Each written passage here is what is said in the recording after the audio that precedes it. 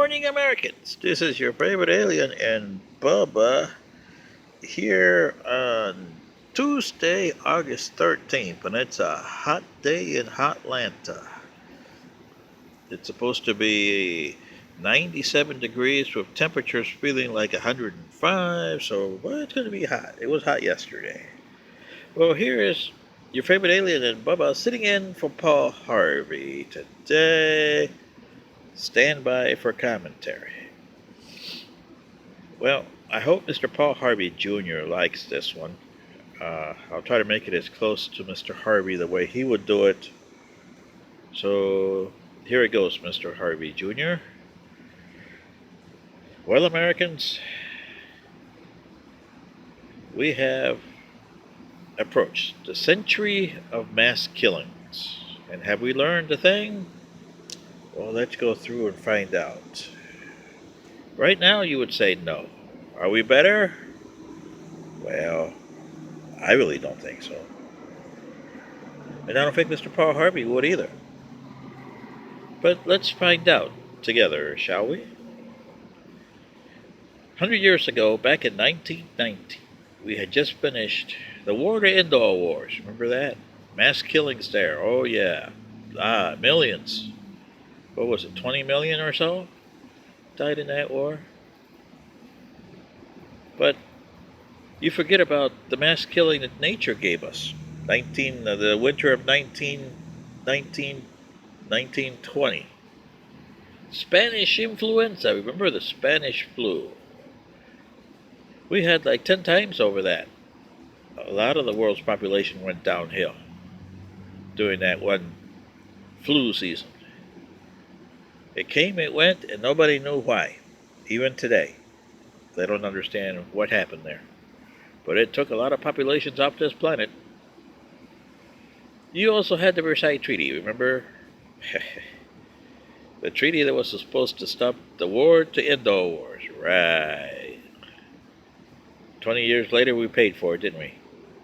Well, let's go back 10 years further. 1929. What did we have? Well, we had what you guys in America called the Valentine's Day Massacre. Remember that?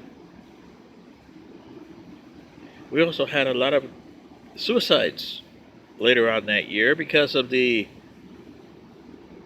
crash of 1929, which ushered in the Depression, which had a lot of people the next decade. But 1929 was not exactly a good year for anybody. There was a lot of mass suicides, mass killings. And remember, during that decade, you had Al Capone and all the other gangsters in New York, Chicago that were really killing up the place. So you had mass killings all over the place during that decade. Well, move over one more decade. 1939. Well, Joseph Stalin had a lot of killings and his purge of the Soviet Union in the 1930s. Whew. I'm assuming it was about 20 million. That's the guesstimate that goes out there by historians. 20 million. It probably was a lot more than that, but they say 20 million. And that's in Russia alone. And can you imagine? Because you had the Great Depression was still on. And, wow. In America, there was a lot of suicides. A year earlier, you had Orson Welles putting on the Mercury Players. Putting on H.G. Wells' The War of the Worlds. Yeah, remember? How many people jumped off to roofs and killed themselves and were ready to fight?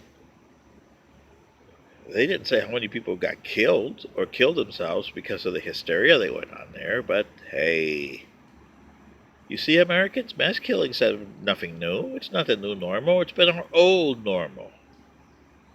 1949.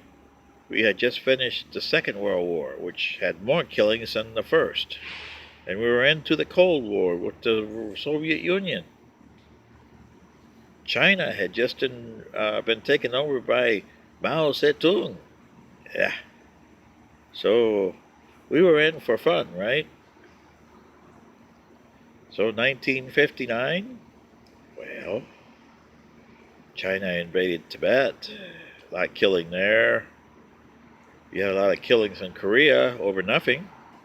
The line was still basically the same as it was in 1950 when the war ended in 53. And today you still have that armistice. And you're friendly with China when you still are at war with China. That's interesting. Well, but a lot of mass killings in the 50s. CIA did a lot of them too. They still do. In there anyway. Go forward to the 1969, 50 years ago. Yeah, you say about Apollo 11, but you forget that the 1960s you had another war that you wanted to forget, Vietnam. A lot of mass killings there. And unlike Korea, the Vietnamese didn't want the war. They wanted to be one people. You didn't understand that. You were winning the battles and ended up losing the war. A lot of people died for nothing. You didn't get it. You still haven't got it 50 years later. A lot of mass killings happened there. A lot of mass killings happened in the States. You had shootings over here, shootings over there, bombings, all kinds of stuff in the 1960s. Anti-war protesters, uh, you know.